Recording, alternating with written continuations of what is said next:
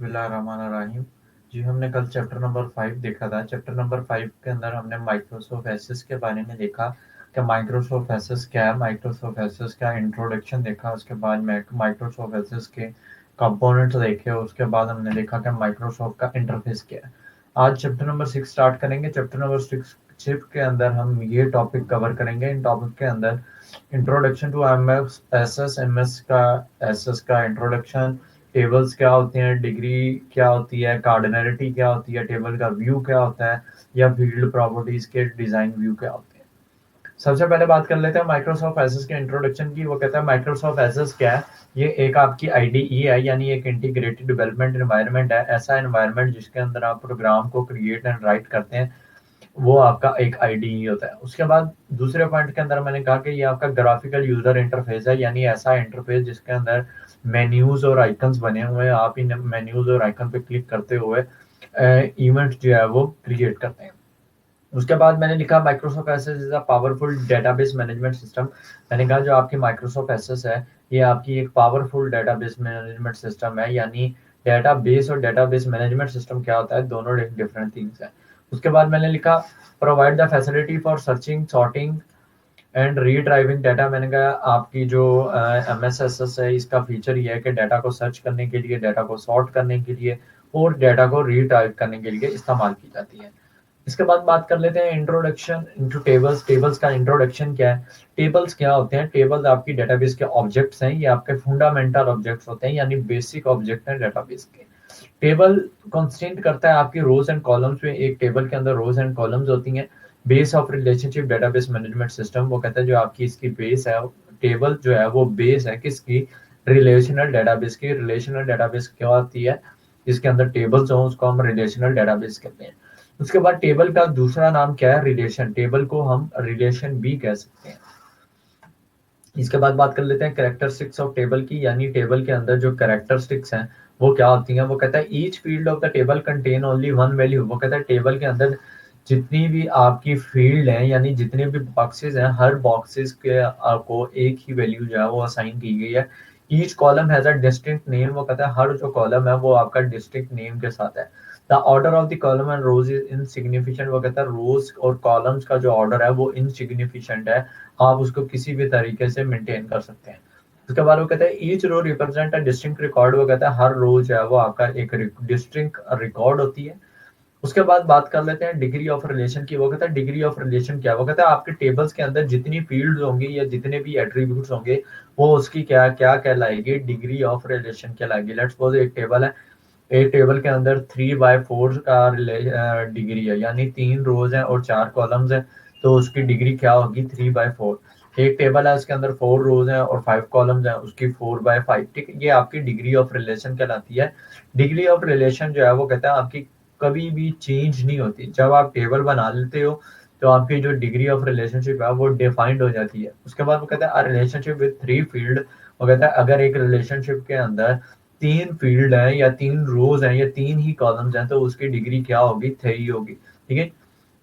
इस तरह मैं यहाँ पे एक टेबल बना के मैं कहता हूँ कि ये टेबल है, एक टेबल है, इस टेबल के अंदर 5 रोज हैं या 6 रोज हैं। ठीक है, तो आप मुझे बताएं जी इसका जो आपका कॉलम डिग्री ऑफ रिलेशनशिप होगा वो क्या होगा। तो जितनी रोज होंगी, जितने कॉलम्स होंगे, इसको मल्टीप्लाई कर देंगे, वो उसकी क्या होगी, डिग्री ऑफ रिलेशनशिप। इसके बाद बात कर लेते हैं कार्डिनलिटी ऑफ रिलेशनशिप क्या होती है। वो कहता है number of record in our relationship. वो कहता है आपके एक टेबल के अंदर जितने भी रिकॉर्ड हैं, वो रिकॉर्ड जो है वो आपकी क्या कहलाती है, वो आपकी कार्डिनलिटी कहलाती है रिलेशनशिप की। आप रिलेशनशिप की कार्डिनलिटी को कभी भी चेंज कर सकते हैं। ठीक है, यानी एक टेबल है, एक टेबल के अंदर 10 रोज हैं, 10 रोज के अंदर 10 रिकॉर्ड है। ठीक है, तो उसकी कार्डिनलिटी क्या होगी, 10 होगी। अगर मैं कहूँ कि उस टेबल के अंदर से मैं एक रिकॉर्ड डिलीट कर दूं, तो उसकी कार्डिनलिटी जो है वो क्या हो जाएगी, 9 हो जाएगी। रिलेशनशिप और डिग्री ऑफ रिलेशनशिप और कार्डिनलिटी के अंदर क्या फर्क है, इसका फर्क वाजे पता लग रहा है कि डिग्री ऑफ रिलेशनशिप क्या है कि आपके टेबल के अंदर कितनी रोज और कितने कॉलम्स है वो उसकी डिग्री होगी, और आपके टेबल के अंदर कितने रिकॉर्ड हैं वो उसकी कार्डिनलिटी होगी। डिग्री ऑफ रिलेशनशिप चेंज होता है, आपके जो कार्डिनलिटी ऑफ रिलेशनशिप है वो आपका चेंज नहीं होता। इसके बाद बात कर लेते हैं टेबल व्यू की। वो कहते हैं टेबल व्यू के अंदर आपके दो किस्म के व्यू होते हैं, एक आपका डाटा शीट व्यू और एक आपका डिजाइन व्यू। सबसे पहले बात कर लेते हैं डिजाइन व्यू की। वो कहता है use to design the structure of the table. वो कहता है आपके टेबल का स्ट्रक्चर बनाने के लिए जो है वो आपकी यूज की जाती है कौन सी, data sheet view, design view. Use to specify name, data type and the description of field. वो कहते हैं इसके अंदर क्या होता है, नेम होते हैं, डाटा टाइप्स होती हैं और कुछ डिस्क्रिप्शन होती है आपकी फील्ड की। ठीक है, फील्ड के हैं आपकी जो रोज एंड कॉलम्स हैं उनकी डिस्क्रिप्शन जो है वो आप डिजाइन व्यू के अंदर सेट करते हैं। प्राइमरी की is specified in this view. वो कहता है डिजाइन व्यू के अंदर आप प्राइमरी की जो है वो टेबल के अंदर सेट करते हैं। प्राइमरी की कौन सी की होती है, ऐसी की जो आपके पूरे टेबल की कॉलम्स को क्या कर रही हो, एक ऐसे कॉलम को यूनिकली आइडेंटिफाई कर रही हो, तो उसको हम प्राइमरी की कहते हैं। Structure of existing table can be change. वो कहता है अगर आपके पास टेबल जो है वो ऑलरेडी एग्जिस्ट कर रहा है तो आप उसके टेबल के स्ट्रक्चर को चेंज कर सकते हैं। उसके बाद बात कर लेते हैं डाटा शीट व्यू की। वो कहते हैं डाटा शीट व्यू कौन सा होता है, use to enter the delete modify data in the table. वो कहते हैं डाटा शीट व्यू के अंदर आप क्या कर रहे हो, अपने टेबल्स के अंदर डाटा इंटर कर रहे होते हैं। वो डाटा जो है वो आपकी रोज की फॉर्म के अंदर एडिट हो रहा है, displayed in the form of rose and column. और जो आपका डाटा है जब उसको आप एंटर करते हैं तो वो आपको डिस्प्ले होता है किस फॉर्म के अंदर, रोज एंड कॉलम्स की फॉर्म के अंदर। ठीक है, इसके बाद बात कर लेते हैं name of the each record. वो कहते हैं name of each field is displayed at the top of the column as a header. वो कहते हैं हर जो फील्ड है उसका डिस्प्ले जो है वो टॉप हेडर पे आ रहा है कि यानी ये एक टेबल है, इस टेबल के अंदर ये देखें जी ये एक टेबल है। ठीक है, इस टेबल के हेडर के अंदर बता रहा है कि इस टेबल का क्या है, ये इस फील्ड का कॉलम क्या है, आईडी है, यानी इसके अंदर जितने भी रिकॉर्ड आएंगे वो क्या आएंगे, आईडी टाइप के रिकॉर्ड आएंगे। इसके बाद वो कहता है each row contain a completed record. वो कहता है हर जो रो है वो आपका क्या होती है, एक कंप्लीट रिकॉर्ड होती है। ये हर रो जो है वो आपका एक कंप्लीट रिकॉर्ड है। उसके बाद वो कहता है द टेबल और query is open in the data sheet view to perform the different operation like adding deleting. वो कहता है इस डाटा शीट व्यू के अंदर आप डिफरेंट ऑपरेशन परफॉर्म करते हैं कि आप डाटा को डिलीट, ऐड, मॉडिफाई, अपडेट वगैरह जो है वो करते हैं किसके अंदर, डाटा शीट व्यू के अंदर। इसके बाद बात कर लेते हैं फील्ड की प्रॉपर्टीज डिजाइन व्यू के अंदर। वो कहता है properties of each field can be set in the design view. वो कहता है डिजाइन व्यू के अंदर आप हर जो फील्ड है आपकी उस फील्ड की आप प्रॉपर्टीज सेट करते हो। Design view window is divided in two parts. वो कहता है जो आपकी डिजाइन विंडो है इसको दो हिस्सों के अंदर डिवाइड किया जाता है। एक को हम क्या कहते हैं, एक को हम टॉप बॉटम कहते हैं, एक को हम टॉप पैन कहते हैं और एक हमको बॉटम पैन कहते हैं। Top pane is use to entering the field name, data type and description. वो कहता है टॉप पैन जो है वो किस लिए इस्तेमाल होती है, आपके डाटा को नेम को एंटर करने के लिए, फील्ड को एंटर करने के लिए या ऑप्शनल डिस्क्रिप्शन देने के लिए।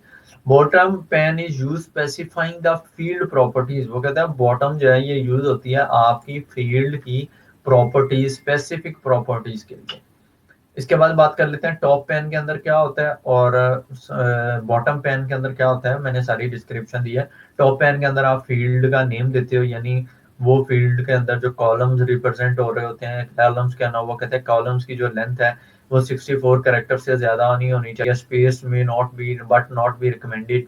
वो कहते हैं आपका जो कॉलम के नेम है उसके अंदर स्पेस रिकमेंड नहीं होनी चाहिए, यानी स्पेस नहीं आपको देनी। उसके बाद डाटा टाइप्स, यानी पर्टिकुलर हर जो कॉलम है उसको आपने डाटा टाइप असाइन करनी है कि वो डाटा टाइप किस टाइप की है, टेक्स्ट टाइप की है, मेमो टाइप की है या नंबर टाइप की है। इसके बाद डाटा टाइप्स की बात कर लेते हैं कि आपकी डाटा टाइप्स कौन सी होती हैं और इन डाटा टाइप्स का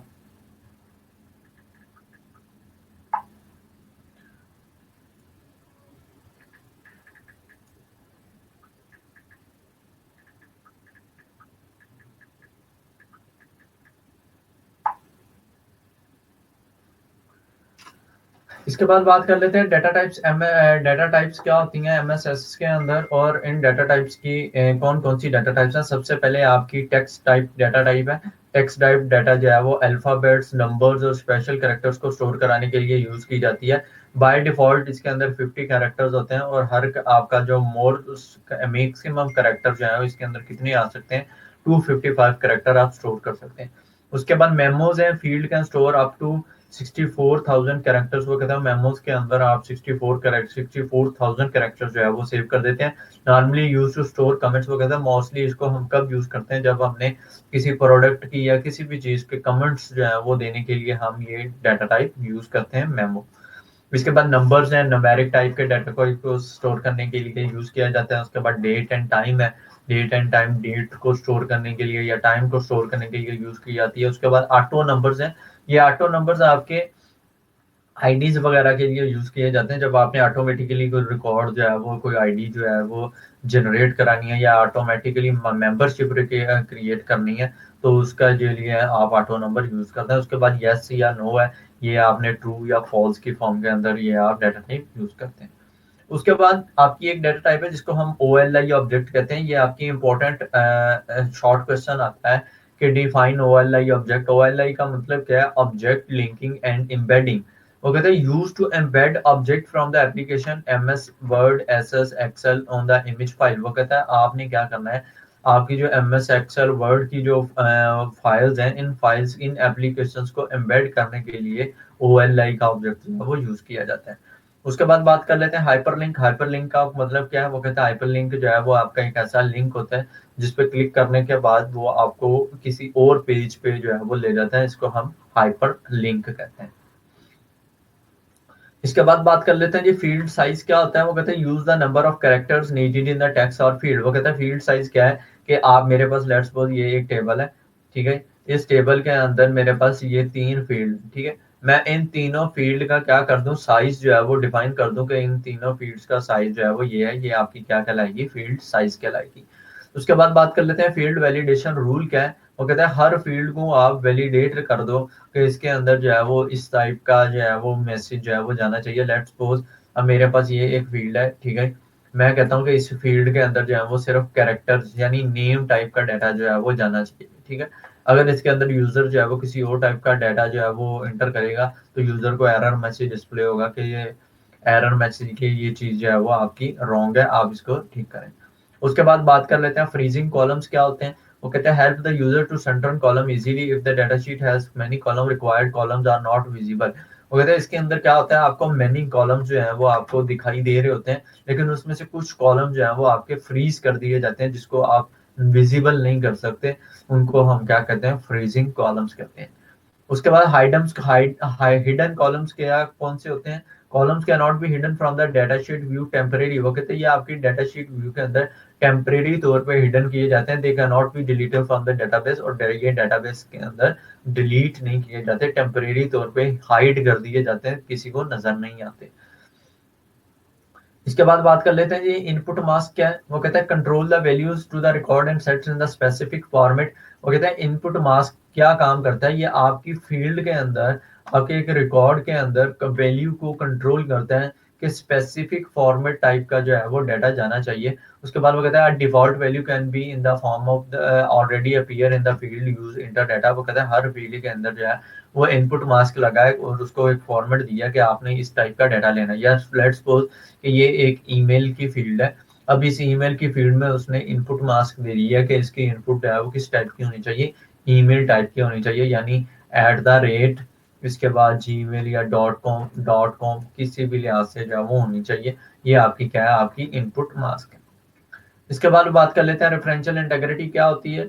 वो कहता है रेफरेंशियल इंटेग्रिटी, वो कहता है लेट्स सपोज आपके पास ये 2 टेबल हैं, इस 2 टेबल्स के अंदर आपकी जो प्राइमरी की है ये दूसरे टेबल में जाके एज अ फॉरेन की जो है वो एस्टेब्लिश होती है। इसको हम क्या कहते हैं? रेफरेंशियल की कहते हैं। रेफरेंशियल की जो है रेफरेंशियल इंटेग्रिटी है।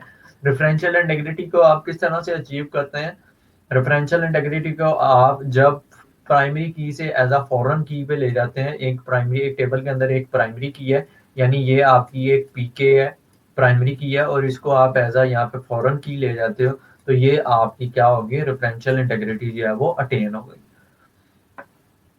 इसके बाद वो कहता है केस्केड अपडेट रिलेटेड रिकॉर्ड। वो कहता है if the value of record is change in the parent table MSSS automatically table. वो कहता है लेट्स सपोज आपके ये 2 टेबल है, ये आपका पेरेंट टेबल है, ये आपका एक पेरेंट टेबल है यानी जिसको हम पी कहते हैं, और ये आपका एक चाइल्ड टेबल है जिसको हम सी कहते हैं, ठीक है। जब आपका पेरेंट टेबल के अंदर कोई भी डाटा जो है वो क्या होगा? वो चेंज होगा तो ऑटोमेटिकली वो चाइल्ड टेबल के अंदर भी चेंज होगा।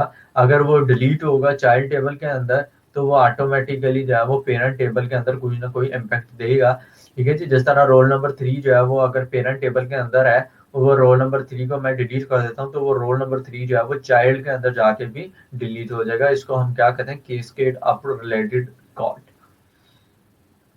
इसके बाद बात कर लेते हैं सॉर्टिंग क्या होती है। वो कहते हैं अरेंजिंग डेटा और a record in a sequence. वो कहते हैं जब आप अपने रिकॉर्ड या अपने सीक्वेंस को अपने किसी भी फाइल्स को जब आप अरेंज कर देते हो किसी ऑर्डर के थ्रू, उसको हम क्या कहते हैं, सॉर्टिंग कहते हैं।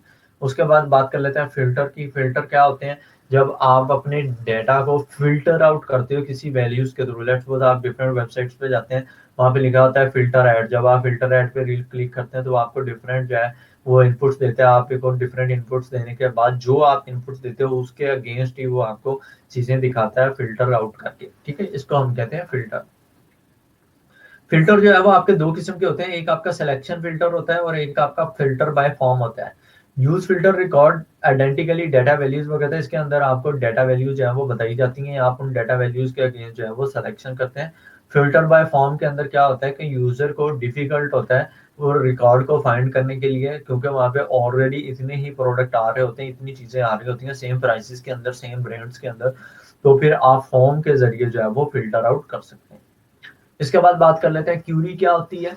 वो कहते हैं क्यूरी आपकी एक ऐसी सेट ऑफ स्टेटमेंट्स होती हैं जो आपकी स्पेसिफिक इंफॉर्मेशन को डाटा से रीट्राई एक्सट्रैक्ट करवाने के लिए इस्तेमाल की जाती है, जिसको हम क्यूरी कहते हैं। और ये क्यूरी आपकी एसक्यूएल के अंदर लिखी जाती है, जिसको हम क्या कहते हैं, स्ट्रक्चर्ड क्यूरी लैंग्वेज कहते हैं। ठीक है, ये क्यूरी जो है वो आप किसके अंदर लिखते हैं, एसक्यूएल के अंदर, जिसको हम क्या कहते हैं, स्ट्रक्चर्ड क्यूरी लैंग्वेज। ठीक है, इसके बाद क्यूरीज की कुछ टाइप्स हैं। सबसे पहला आपका सेलेक्ट की क्यूरी है, फिर आपकी एक्शन की क्यूरी है, फिर क्रॉस टेबल की है, फिर पैरामेट्रिक क्यूरी है।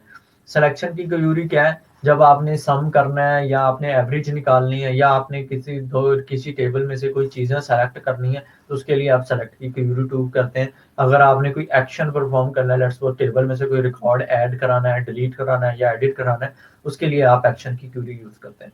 उसके बाद क्रॉस टैब की है। क्रॉस टैब की क्यूरी हम कब यूज करते हैं, जब हमने सिमिलर टाइप का लार्ज अमाउंट ऑफ डेटा को एनालाइज करना है, एवरेज निकालनी है या सम निकालना है या अदर टाइप्स की कंप्यूटेशन करनी है, उसके लिए आप क्रॉस टेबल की क्यूरी यूज करते हैं। उसके बाद बात कर लेते हैं पैरामेट्रिक क्यूरी क्या होती है। वो कहता है पैरामेट्रिक को हम फॉर्म्स को या रिपोर्ट्स वगैरह को बनाने के लिए हम पैरामेट्रिक क्यूरी यूज करते हैं। उसके बाद आपकी कुछ एक्शन क्यूरीज की टाइप्स हैं, जिसके अंदर डिलीट की क्यूरी, अपडेट की, अपेंड की, मेक टेबल की क्यूरी, ये आपकी बिल्कुल आसान क्यूरीज है, रिकॉर्ड्स वगैरह को बनाने के लिए ये इस्तेमाल की जाती है। ठीक है, ये था आपका चैप्टर नंबर 6। चैप्टर नंबर 6 आपका छोटा सा चैप्टर है, इसमें से आपके एमसीक्यूज ही आएंगे, लॉन्ग क्वेश्चन इसमें से कोई आ नहीं सकता इसमें से, क्योंकि आपके पहले 4 चैप्टर में से एक लॉन्ग आएगा और आपका बाकी जो है वो सी लैंग्वेज के अंदर से आएगा। तो इसके आपको शॉर्ट के लिहाज से आपने इसको तैयार करना है। इसके अंदर ओएलआई की ऑब्जेक्ट्स के बारे में पूछ सकता है, टॉप बॉटम और बॉटम पैन, टॉप पैन, इनके बारे में पूछ सकता है, क्यूरी के बारे में पूछ सकता है, सॉर्टिंग और सर्चिंग के बारे में पूछ सकता है। उसके बाद फिल्टर्स क्या होते हैं, फिल्टर की टाइप्स क्या होते हैं, इनके बारे में जो है वो आपसे एग्जामिनर जो है वो क्वेश्चन मार्क कर लेता है। कल इंशाल्लाह हम चैप्टर नंबर जो है वो 5 स्टार्ट करेंगे, चैप्टर नंबर 7 स्टार्ट करेंगे, सॉरी फॉर दैट। कल हम चैप्टर नंबर 7 स्टार्ट करेंगे और चैप्टर नंबर 7 को जल्दी से कवर अप करके हम सी लैंग्वेज पे चलेंगे।